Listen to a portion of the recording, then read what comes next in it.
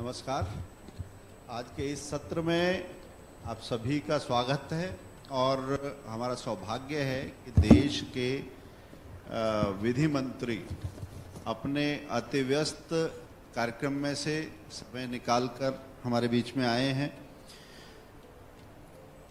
किरण जी, केवड़िया से मैं आपका शेड्यूल जो देख रहा हूँ मिनट टू मिनट, और जो भागदौड़ है अभी पूरे देश भर के कानून मंत्रियों का, राज्य के जो हैं उनका भी आप कार्यक्रम करते हुए आ रहे हैं। मैं इस भागदौड़ से जुड़ा हुआ पहला एक सवाल करना चाहता हूं कि राजनीति पहले भी होती थी, राजनीति अब भी है, ये इतनी भागदौड़ वाली राजनीति कैसी है? क्या बदल गया इस देश की राजनीति में? पहले मंत्री को इतनी मेहनत करनी पड़ती थी। आपका बहुत बहुत धन्यवाद। वैसे तो अहमदाबाद में बहुत बार आना हुआ, लेकिन आप लोगों ने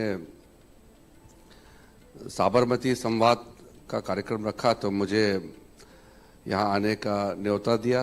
मैं उसके लिए धन्यवाद देना चाहता हूँ। और हमारे सारे वरिष्ठ यहाँ बैठे हुए हैं।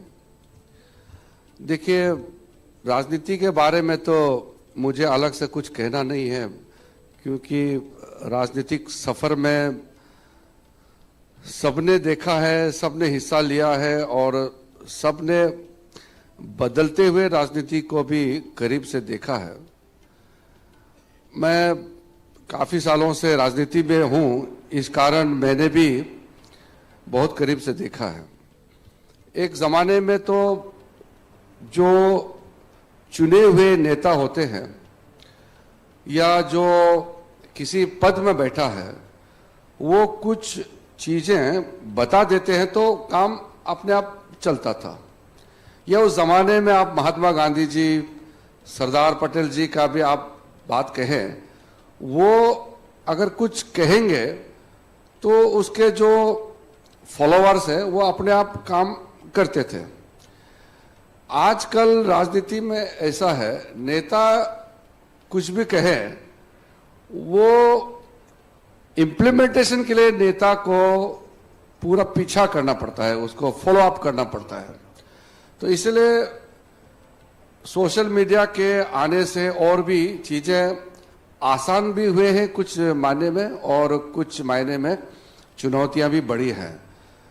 मैंने आपके सवाल से सीधा सीधा जुड़ते हुए एक बात कहना चाहता हूं। जैसे कांग्रेस के जमाने में हम तो सांसद थे, उस समय भी हम देखते थे कांग्रेस के मंत्री, तो मंत्री काम भी करते थे लेकिन छुट्टियां भी मनाते थे, विदेश जाते थे, अपने परिवार बच्चों को लेकर के विदेश जाते थे और काम भी करते थे, परिवार का काम भी करते थे और अपने बिजनेस प्राइवेट काम भी करते थे। लेकिन हमारे इस सरकार में, मोदी जी के नेतृत्व में, छुट्टियां मनाना, परिवार के साथ अलग से समय बिताना या अपने लिए कुछ करना, ये सब तो हम लोग ने सोचना ही छोड़ दिया, क्योंकि इसका कोई गुंजाइश नहीं है, कोई जगह नहीं है। दूसरा, देश के लिए कार्य करने के लिए इतना काम है, हम जितना भी समय दें वो काफी होता नहीं है। पर्याप्त समय अपने पास नहीं है। जिंदगी में सीमित समय है, हम सीमित काल के लिए जिएंगे, उसमें हमको सोना भी है, हमको नहाना भी है, खाना भी है, और कुछ चीजें हैं जो अनिवार्य है, जिंदगी जीने के लिए करना ही पड़ता है। उसके अतिरिक्त हमको जो भी समय मिलता है, हमारे पास उसको बर्बाद करने के लिए, व्यक्त करने के लिए, इधर उधर करने के लिए समय नहीं है। इसलिए इस बात को मैं बहुत ही गहराई से कहना चाहता हूं कि आज के समय में जन सेवा कोई आसान नहीं रह गया है, और मोदी जी के नेतृत्व में तो आप हर पल लोगों के बीच में ही रहना है। यही हमारा ये समय का मांग है, और इसके लिए मेरे पास उस जमाने का नेता के बारे में जब सोचता हूं तो मैं अपने आप को कल्पना नहीं कर सकता हूं कि उस जमाने के जो नेता होते थे वो कितना आराम से अपना काम करते थे। आज हम आराम से अपने लिए कुछ भी नहीं कर सकते हैं। जो आपने बात की उसी जमाने की बात करते हैं। मैं ये कहूँगा कि व्यस्तता एक बात है, मगर एक समय राजनीति को कहते थे पके पकाए लोगों की ये फील्ड है, तपे हुए लोग जो हैं। आपको एक युवा के तौर पर जो इंडक्शन हुआ केंद्रीय मंत्रिमंडल में लिया गया, और सिर्फ इतना ही नहीं, उसके अलावा अलग अलग भूमिकाओं में एक युवा मंत्री को परखा भी गया, आगे बढ़ाया भी गया। इसको कैसे देखते हैं? क्या पहले ये संभव था राजनीति में? मैंने जैसे कहा काफी चीजें तो बदल गई है और समय के साथ हमको भी बदलना होता है। आज के दिन में कई देशों में ऐसा है 35 साल में प्रधानमंत्री बन जाते हैं, 34 साल में राष्ट्रपति बन जाते हैं, और कभी कभी अमेरिका में अब अभी का जो राष्ट्रपति है 80 साल के करीब हो गए हैं, अभी राष्ट्रपति है। तो उम्र जो है कोई अब कोई मायने नहीं रह गया है, क्राइटेरिया नहीं है। अब कार्य आप किस ऊर्जा के साथ अपना कार्य करते हैं वो उसको आपको देखना होगा। हम जब राजनीति में आए थे, मैं विद्यार्थी परिषद से भी कुछ जुड़े रहे। बाद में 96-97 के समय में हमने जब राजनीतिक शुरू किया, और 98 में हमने चुनाव लड़ने का, पहले भी हम चुनाव में तो पहले से कूदे हुए थे, लेकिन भारतीय जनता पार्टी का हमारे वहाँ अरुणाचल में कोई उसका प्रभाव नहीं था शुरू में, लेकिन हम लोगों ने 98-99 में उसको प्रभावशाली बनाया। तो खुशाबो ठाकरे जी जब हमारे राष्ट्रीय अध्यक्ष थे, तो मैं उस समय से राष्ट्रीय कार्यकारिणी में हूँ, तो अभी मैं कई सालों से राष्ट्रीय कार्यकारिणी में हूँ। फिर आडवाणी जी के साथ में राष्ट्रीय सचिव रहा, राजनाथ जी के साथ में राष्ट्रीय सचिव रहा। तो इतने सालों से भारतीय जनता पार्टी के साथ काम करने के बाद मुझे नहीं लगता कि हमारे लिए उम्र और मेरे लिए मेरा जो बैकग्राउंड है, मैं कहाँ से आता हूँ, मैं ये सब इतना सोचता नहीं हूँ। अभी मुझे सिर्फ जो दायित्व दिया है देश के लिए काम करना है, और हमारे प्रधानमंत्री जी ने अपने टीम का हिस्सा बनाया, और एक जिम्मेदार जो भी हमको जिस हिसाब से सौंपा गया है उस जिम्मेदारी को निभाना, तो मैं वो सोचता हूँ। इसलिए अभी हमारे जो इस दल में आप देखे होंगे, जैसे हम लोग काम करते हैं, जो भी मंत्री काम करते हैं, लेकिन वो प्रधानमंत्री जी के सोच के साथ ही अलाइन करके ही काम करना होगा। हमारे अपने हिसाब से एक डिपार्टमेंट अलग चलेंगे, दूसरा डिपार्टमेंट का सोच अलग होगा। ये बिखराव हुआ सरकार नहीं है, ये बहुत मजबूत एक दिशा में चलने वाली। हाँ, इसलिए जो भी जिम्मेदारी मिलेंगे, अभी लोग कोई सोचते हैं कि अरे लॉ एंड जस्टिस मंत्री नॉर्मली बहुत उम्र वाले होते हैं, बहुत ही एमिनेंट जूरिस्ट होते हैं, ऐसे सोचते हैं। लेकिन मेरा काम वहां अदालत में जाकर के वकालत करना नहीं है। मेरा काम जो लोग वकालत करते हैं, हमारे जो न्याय व्यवस्था है, हमारे आम लोगों को किस तरीके से न्याय उनके दरवाजे तक पहुंचाया जाए, सरकार के हर विभागों को किस प्रकार से सहायता दिया जाए, विविध सेवा दिया जाए, और विविध हमारे जितने भी जो आपने कार्य देखा होगा, मैंने जितना भी टूर किए हैं राज्य सरकारों से, बाकी संगठनों सबसे मिलकर के एक सामूहिक रूप से कोऑर्डिनेशन करना, ये एक मंत्री का जिम्मेदारी होता है। इसलिए मैं अपने आप को सीनियर या जूनियर के हिसाब से नहीं देखता हूं। मैं अपने आप को देश का एक सिपाही मानता हूं, और मंत्री होने के नाते मेरा एक ही दायित्व है, देश को संभालना, देश को मदद करना, सेवा करना।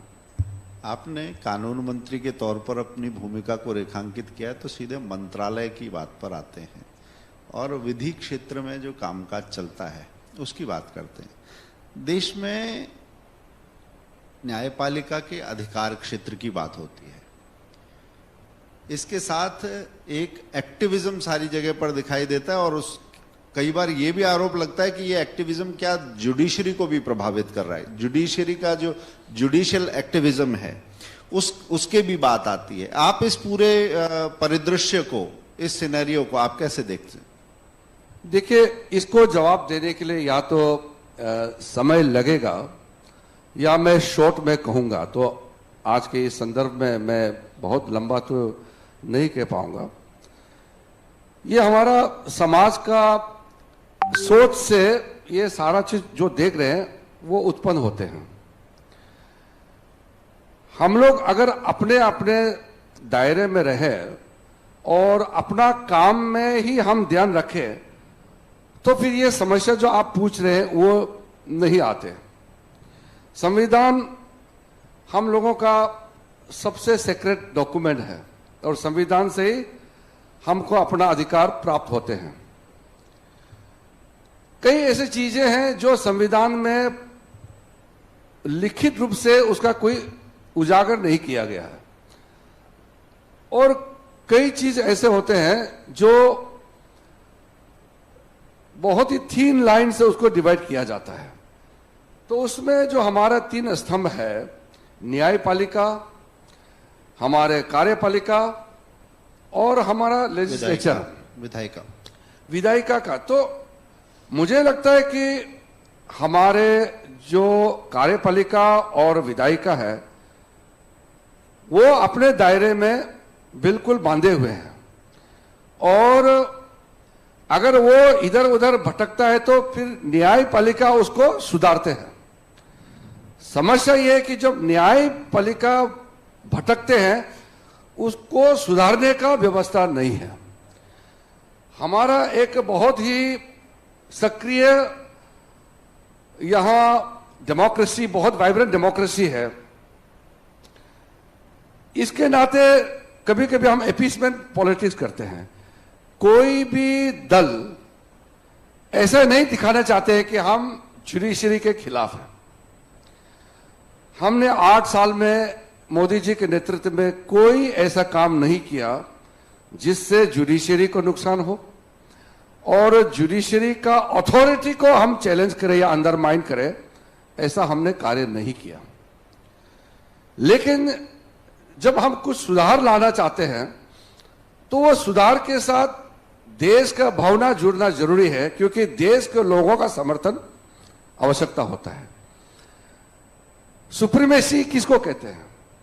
यहां लड़ाई लड़ते हैं और कहते हैं कि टर्फ वार होते हैं, कहते हैं कि विधायिका, कार्यपालिका और न्यायपालिका में टर्फ वार होते हैं, अथॉरिटी को लेकर के आपस में भिड़ते हैं। हमारे लिए कोई विषय ही नहीं है, ये रेखांकित किया गया है संविधान में।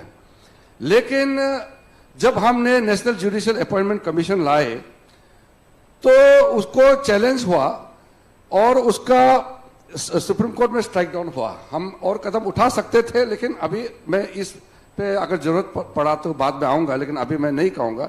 लेकिन यहां से शुरू होता है आपके सवाल का जवाब।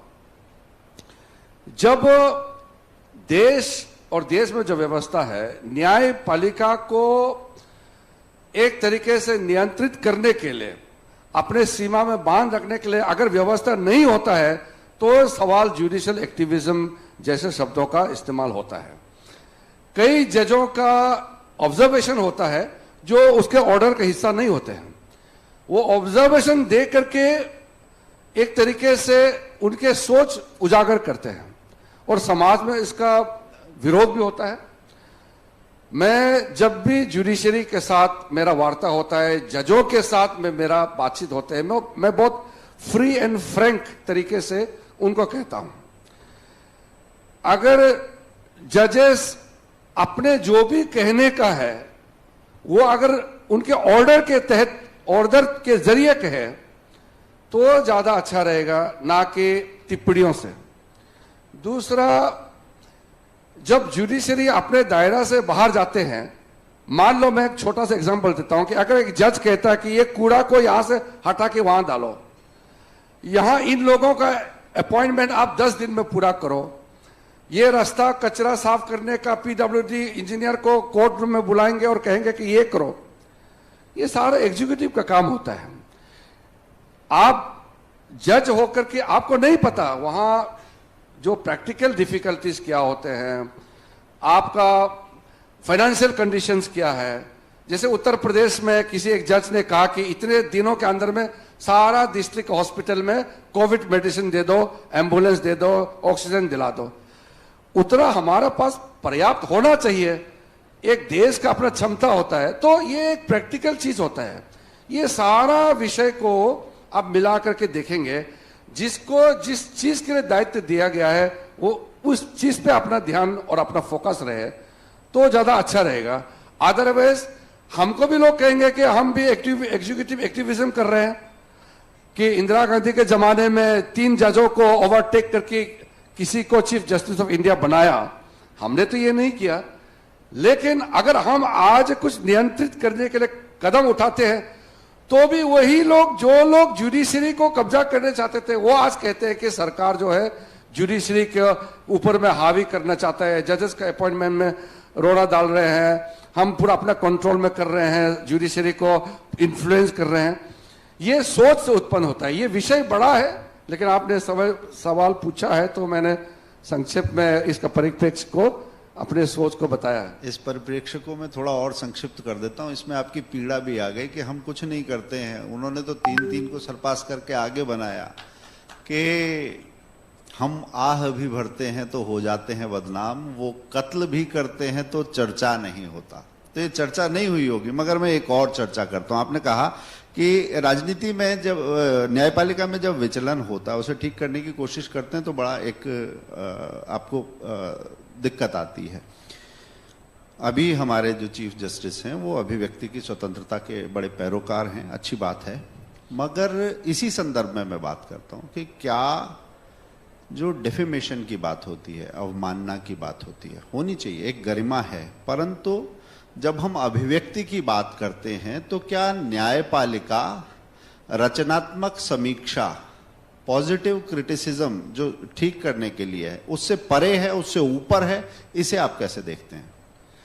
देखिए, पार्लियामेंट के मेंबर हो या जज, एक प्रिविलेज को लेकर के चलते हैं। पार्लियामेंट के अंदर में हम कुछ भी चर्चा करते हैं तो उसको बाहर में कोर्ट ऑफ लॉ में स्क्रूटिनाइज नहीं किया जा सकता है, लेकिन पार्लियामेंट के अंदर में ही एथिक्स कमेटी होते हैं। पार्लियामेंट के स्पीकर या चेयरमैन के तहत वहां इसका इम्प्लीमेंटेशन किया जाता है कि कुछ शब्द जैसे होते हैं अनपार्लियामेंट्री वर्ड्स हम लोग कहते हैं, या कभी कभी कुछ ऐसे बातें कह देता है जिसको विड्रॉ करना पड़ता है या उसको कंडेमनेशन होता है। जुडिशरी के अंदर में अगर जज कुछ ऐसे रूलिंग देते हैं या कुछ बातें कहते हैं जो समाज के लिए वो अनुकूल नहीं है, तो जुडिशरी के अंदर में मैकेनिज्म नहीं है। हम तो करते हैं, सरकार में तो बिल्कुल स्ट्रिक्ट गाइडेंस होते, सरकारी तंत्र में, कार्यपालिका में तो बिल्कुल रूल्स एंड रेगुलेशन से चलते हैं। प्रधानमंत्री जी से लेकर के नीचे दरबार तक रूल होता हमारा। लेकिन डेमोक्रेसी में ये रूल हमारे जो लेजिस्लेचर है उसमें भी होना चाहिए और जुडिशरी में भी होना चाहिए। लेजिस्लेचर में जैसे मैंने कहा कि लेजिस्लेटिव रूल्स जो होते हैं, पार्लियामेंट्री रूल्स प्रोसीजर्स होते हैं, वहां पे काफी चीज को नियंत्रण किया गया है कि ऐसा नहीं कि एक मेंबर ऑफ पार्लियामेंट जो चाहे मर्जी गाली दे, ऐसे कर नहीं सकते हैं, वहां कंट्रोल होते हैं। जुडिशरी में भी अगर इन हाउस कुछ मैकेनिज्म बनाया जाए और जुडिशरी के अंदर में ही रेगुलेट करे तो ये सबसे अच्छा उपयोगी होगा, ना कि हम जुडिशरी के लिए कोई कानून बनाए। हम नहीं चाहते कि हम जुडिशरी के अंदर में जजेस लोग का बिहेवियर ऐसा होना चाहिए, ऐसा होना चाहिए, हम नहीं कहना चाहते हैं।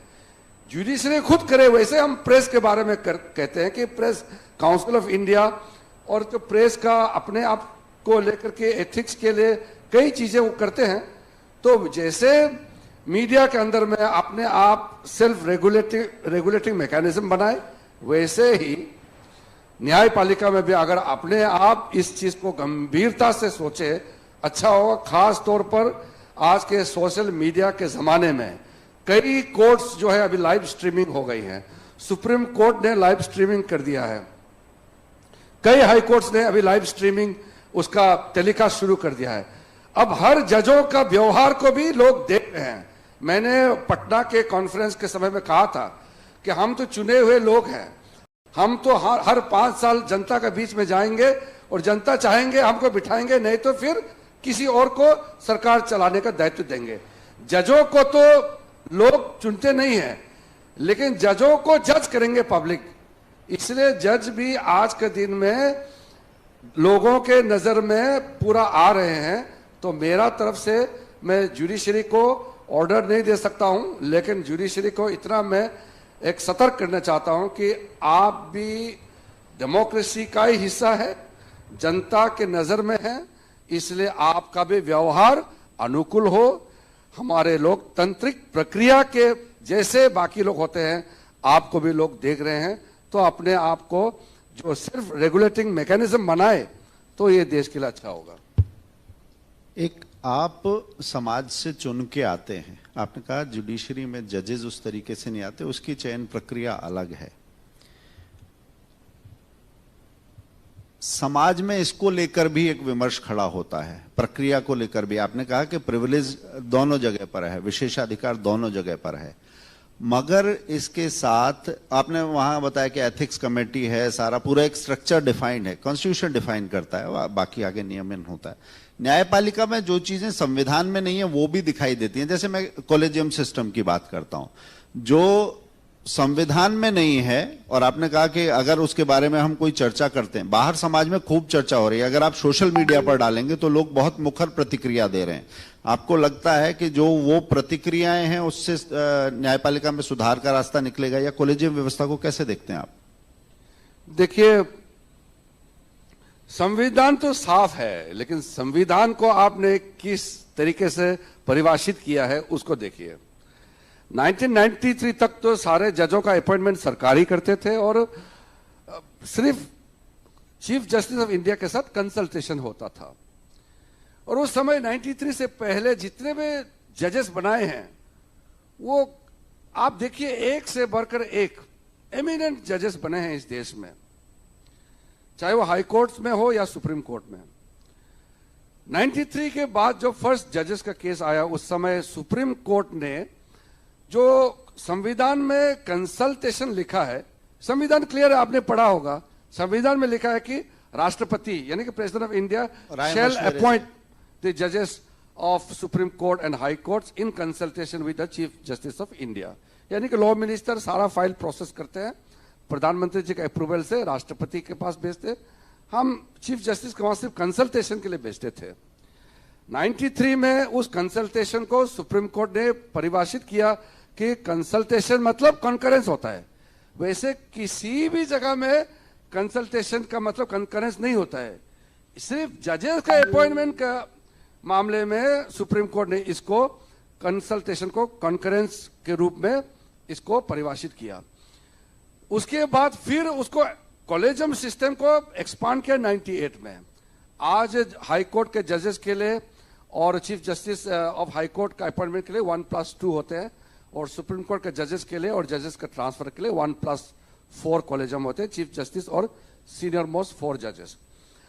तो आज जो हाई कोर्ट के कॉलेजियम से लॉ मिनिस्टर के पास आते हैं, लॉ मिनिस्टर प्रक्रिया करते हैं, उसमें भी कई लोग आपत्ति देते हैं कि अरे लॉ मिनिस्टर इतना डिले करते हैं, लॉ मिनिस्टर का वहां में जजेस का नाम पेंडिंग है। हम तो ड्यू डिलिजेंस करते हैं, प्रक्रिया करते हैं, लेकिन पहले तो संविधान के उस स्पिरिट को देखा जाएगा तो ये तो सिर्फ सरकार का ही काम है। दूसरी बात, दुनिया में कहीं भी जजेस अपने जो बिरादरी के उसको अपॉइंटमेंट नहीं करते हैं, जजेस अपॉइंट नहीं करते हैं। तीसरा पॉइंट, जो मूल रूप से जो जजों का काम है वो लोगों को न्याय देना। आज के समय में जो मैं देखता हूं और देश का कानून मंत्री होने के नाते मैं जो फील करता हूं कि आधा समय जजों का दिमाग और समय अगले जज किसको बनाना है उस पर ज्यादा खर्च हो रहे हैं, ना कि अपने पूरे समय न्याय देने में। तो क्योंकि सिस्टम ऐसे बनाया कि वो नाम तय करते हैं, एक समूह, एक कॉलेजियम, फिर उसका कंसल्टी जज होते हैं, दूसरे कौन उस हाई कोर्ट में चीफ जस्टिस थे, कौन उस हाई कोर्ट के सीनियर जजेस है। कंसल्टेशन बहुत वाइड होते हैं। उस कंसल्टेशन के जो प्रक्रिया है वो बहुत इंटेंस होते हैं, वो दिखता नहीं है। आम आदमी जो राजनीति देखते हैं ना, बहुत उथल पुथल होते हैं। जुडिशरी का अंदर में जो पॉलिटिक्स होते हैं वो कोई दिखता नहीं है। वहां इतना इंटेंस डिलीवरेशन होते हैं चयन प्रक्रिया में, उस समय गुटबाजी तक हो जाता है। मुझे अच्छा नहीं लगता ये बात कहते हुए। और किसको अगले जज बनाना है उसका प्रक्रिया जो है बहुत ही ओपैक है, ट्रांसपेरेंट नहीं है। तो वो करते करते धीरे धीरे हाई कोर्ट से सीधा हमारे पास आता है एक जो प्रक्रिया है। हम भी फिर जांच पड़ताल करते हैं। तो एग्जीक्यूटिव होने के नाते सरकार का काम ही होता है कि जांच पड़ताल करना, और हम देखते हैं कि कौन आदमी सही होगा, सुप्रीम कोर्ट के जज बनने लायक है कि नहीं, या हाई कोर्ट के जज बनने लायक है कि नहीं। लेकिन जो आपने मूल सवाल पूछा है कि जो कॉलेजियम सिस्टम चलने से जो लोग क्रिटिसाइज करते हैं जुडिशरी को, ये भी मैं समझता हूं। अगर कोई भी जज अगले जज अपॉइंटमेंट में अगर इन्वॉल्व नहीं है तो जज को क्रिटिसिज्म करने का भी कोई रास्ता नहीं खोलता है। अगर जज ही अगले जज को अपॉइंटमेंट करता है तो क्योंकि वो एक एग्जीक्यूटिव एडमिनिस्ट्रेटिव प्रोसेस में आ गए तो फिर वो क्रिटिसिज्म से दूर नहीं रह सकता है। नहीं रह सकता। आप अगर एग्जीक्यूटिव रोल प्ले करता है तो उसका समीक्षा जरूर होगा। नहीं, आपने बिल्कुल सही कहा, और मुझे नहीं लगता कि इतनी मुखरता से, इतनी स्पष्टता से ये बात आज से पहले कभी कही गई है। मैं आपका बहुत धन्यवाद करूंगा इस पूरे देश की ओर से कि ये सबसे दबी छुपी ढकी हुई बहस थी जिसके बारे में कोई चर्चा नहीं करता था। एक पत्रिका ने एक बार स्टोरी की थी, और राजनीति पर जो आरोप लगता है वो जुडिशरी पर भी आया था उसके माध्यम से, जो आपने इंगित किया, अंकल जज सिंड्रोम, इसके बारे में बात हुई थी। कैसे देखते हैं आप इसे? देखिए, जब ये अंकल जज सिंड्रोम वाला आपने जो बात किया है, वो तो आप मान लो आप एक जज है, अगर आप अगले जज को नॉमिनेट करना है या नाम को आप सेलेक्ट करना है तो आप तो वही जज को सेलेक्ट करेंगे ना जिसको आप जानते हैं। ये नेचुरल बात है, इसमें आश्चर्यचकित होने का कोई बात ही नहीं है। आप ऐसा व्यक्ति को तो सेलेक्ट नहीं करेंगे जिसको आप नहीं जानते हैं, आप उसी को ही मनोनीत करेंगे, उसी को ही आप अपॉइंट करेंगे जो आपको नजर में आते हैं। लिखता भी है जज लोग, मेरे पास तो वो सीक्रेट चीज होते हैं, फिर भी मैं बता रहा हूं।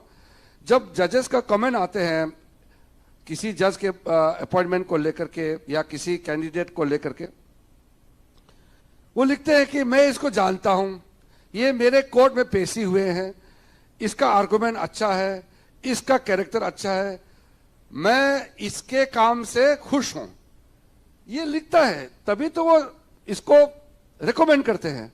आप जिसको नहीं जानते तो कहेंगे कि I don't know this person.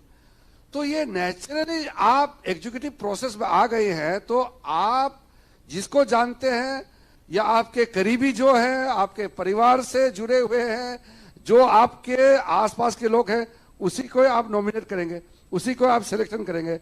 इसलिए ये एलिगेशन तब आते हैं जब जजेस अपॉइंटमेंट में इन्वॉल्व होते हैं, तब ये एलिगेशन आते हैं। अगर पहले 93 से पहले उंगली नहीं उठाते थे किसी जज के ऊपर में या कोर्ट के ऊपर में, क्योंकि उस समय जजेस के अपॉइंटमेंट में कोई हिस्सेदारी नहीं थे, उनका रोल नहीं था, वो दूर दूर रहते थे अपॉइंटमेंट प्रोसेस से।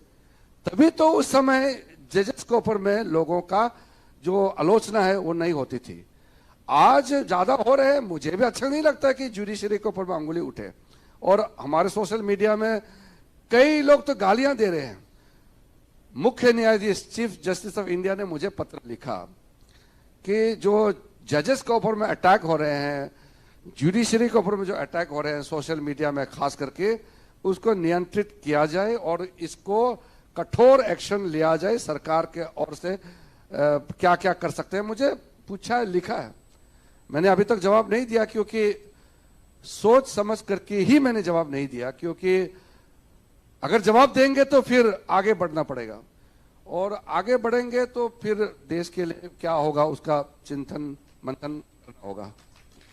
आपने तो इतना चिंतन की खिड़कियां खोल दी हैं आज कि मुझे लगता है पूरा एक विमर्श नया शुरू होने वाला है इसके साथ ही।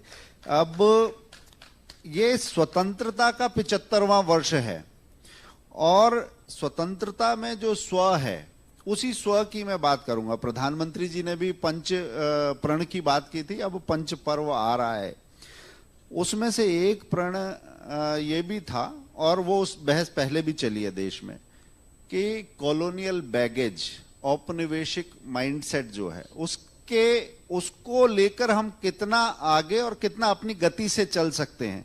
मैं नियम कायदों की बात नहीं करता, मगर कुछ ऐसी चीजें जो आर्काइक हो गई हैं, पुरानी हो गई हैं, मगर कॉलोनियल बैगेज आपको लगता है कि जुडिशरी पर ये बैगेज है?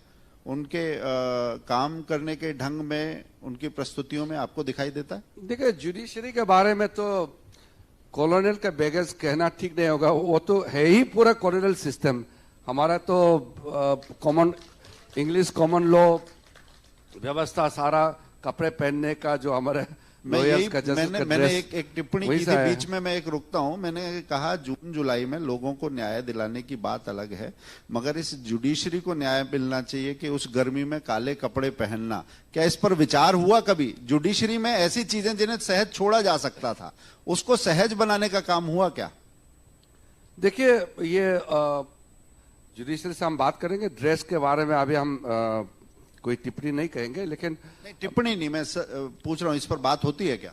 नहीं, बात तो हुआ है। जो हमारे समय के हिसाब से हमारे यहाँ के जो वेदर कंडीशन है, ज्योग्राफी कंडीशन है, हमारा अनुकूलता कुछ ऐसे सोचे तो अच्छा है। मैं बहुत ज़्यादा अभी इस पे सोचा नहीं है, लेकिन मैं बात करना चाहता हूँ। मैं भी चीफ जस्टिस ऑफ इंडिया साहब से भी बात करूँगा कि सचमुच में क्या हम ये अंग्रेजी ड्रेस को लेकर के हमेशा चलेंगे कि हम अपने मौसम के अनुकूल जो हमको पहनना चाहिए हिंदुस्तानी, वो करना चाहिए। मैं अभी चर्चा तो हुई नहीं है, लेकिन जो मूल बात आपने पूछा है उसको मैं कहना चाहता हूं। बहुत गहराई से आप अगर सोचा जाए, आज भी बहुत हद तक हमारा सोच अंग्रेजों के उस 200 साल के शासनकाल का दबदबाव अभी भी है। प्रधानमंत्री जी ने जब लाल किला के प्राचीर से घोषणा की, 5 प्राणों की भी बात की, और साथ साथ एलोबरेट भी किया कि गुलामी का कोई भी निशाना हमारे देश में नहीं रहना चाहिए, इसके लिए हर एक नागरिकों को मिलकर के काम करना चाहिए। मेरे ख्याल से हम लोग, हर एक हिंदुस्तानी, हर एक भारतीय प्रधानमंत्री मोदी जी का इस क्लैरियन कॉल को लेकर के मन में भी और बाहर भी हम लेके जाए तो बहुत अच्छा रहेगा। हमारा देश में अभी भी ऐसा क्यों है कि जो अंग्रेजी अच्छा बोलते हैं उसको ज्यादा इज्जत मिलते हैं? हमारा देश में अभी भी ऐसा क्यों है जो गोरे चमड़े होते हैं उसको इज्जत मिलते हैं और काले को लुक डाउन करते हैं? हमारा देश में लोगों का मानसिकता ऐसा क्यों है कि आपको अगर अमेरिका में, पश्चिमी देशों में कोई अवार्ड मिले तो उसको बड़ा सेलिब्रेट किया जाता है, और हमारा अपना देशी अवार्ड के बारे में चर्चा तक नहीं होती है। हमारे देश में ऐसा क्यों होता है कि आपका कामकाज को लेकर के न्यूयॉर्क टाइम्स में एक चर्चा हो जाए, वाशिंगटन पोस्ट में एक चर्चा हो जाए तो बहुत बड़ा आपने तीर मारा है, ऐसा आप सोचते हैं। हमारे देश में आज भी फिल्मों को भी अगर ऑस्कर नॉमिनेशन हो गया तो आप मान लो 1 महीने तो कोई न्यूज़पेपर, टेलीविजन में वो भरा रहेंगे, लेकिन हमारा जो राष्ट्रीय पुरस्कार मिलता है उसका चर्चा तक नहीं होती है। ये मानसिकता बहुत हमारे लिए बहुत हेवी है, बहुत ये डोज बहुत हेवी है, इसको उतार फेंकना बहुत जरूरी है। इसलिए प्रधानमंत्री जी ने जब हम लोग को एक पुकार किया है कि गुलामी का कोई भी निशाना नहीं रहना चाहिए, इसको बहुत अंदर तक ले जाना चाहिए। मैं खुद ये मानता हूं कि हमारे न्याय जो व्यवस्था है उसमें भी आप देखिए, सुप्रीम कोर्ट में तो लगभग जो अंग्रेजी अच्छा बोलते हैं वही लोग डोमिनेट करते हैं। सुप्रीम कोर्ट के अंदर में लगभग 40-50 वकील ऐसा है, वो इतना मोनोपोली करते हैं, वो जजों को भी धमकाते हैं। वो ऐसा है, वो क्योंकि वो बड़े बड़े अंग्रेजी लफ्जों का इस्तेमाल करके, भारतीय हैं, भारतीय भाषा को इस्तेमाल करने का आजादी मिलना चाहिए। कई हाई कोर्ट्स में हिंदी भाषा को इस्तेमाल करने का इजाज़त है, लेकिन ऐसा कई अभी जो हाई कोर्ट्स हैं जिसमें हम सोचते हैं कि उसमें भी अपना भारतीय भाषाओं में बोलने का उनको अनुमति मिलना चाहिए, और आगे चल करके सुप्रीम कोर्ट में भी भारतीय भाषाओं में बात करने का विकल्प होना चाहिए, जिसके लिए ट्रांसलेशन का व्यवस्था हो। टेक्नोलॉजी है आजकल, ये हम लोग कर सकते हैं, लेकिन हमारा सोच उस दिशा में जाना चाहिए। किरण जी, अभी प्रश्न बहुत से हैं और मुझे लगता है आज जिस दिलचस्प तरीके से और गहराई से और खुले मन के साथ ये बात हुई है, ये सत्र बहुत लंबा हो सकता है, पूरे दिन चर्चा हो सकती है, परंतु आपका भी आगे कार्यक्रम बहुत व्यस्त है, उसके मुझे संकेत भी आ रहे हैं। आज आपने जिस तरह से वास्तव में तंत्र कैसे काम करता है, उसके साथ न्यायपालिका कैसे काम करती है, उसके अंदर आपने तो ये भी कहा कि कुछ जज भी ऐसे, वो वकील ऐसे हैं जो जजों को धमकाते हैं। मुझे नहीं लगता कि आज से पहले किसी कानून मंत्री ने ये इतनी बड़ी टिप्पणी और इतने सारे खुलासे किए होंगे। उसके साथ ही बदलाव के जो बिंदु हैं उन्हें आपने बहुत बारीकी से रेखांकित किया। इस खुले हृदय से किए गए और अच्छी भावना से किए गए संवाद के लिए मैं आपका साधुवाद करता हूं, और मुझे लगता है कि यहां जो भी टिप्पणियां हुई हैं उसमें न्यायपालिका के लिए भी एक सकारात्मक सुझाव की दृष्टि से आपने सारी बात रखी। हमारे वो प्रश्न थे और पूरे देश में विमर्श इसी तरह से लिया जाएगा, ऐसी कामना करते हुए मैं अपनी चर्चा को विराम देता हूं।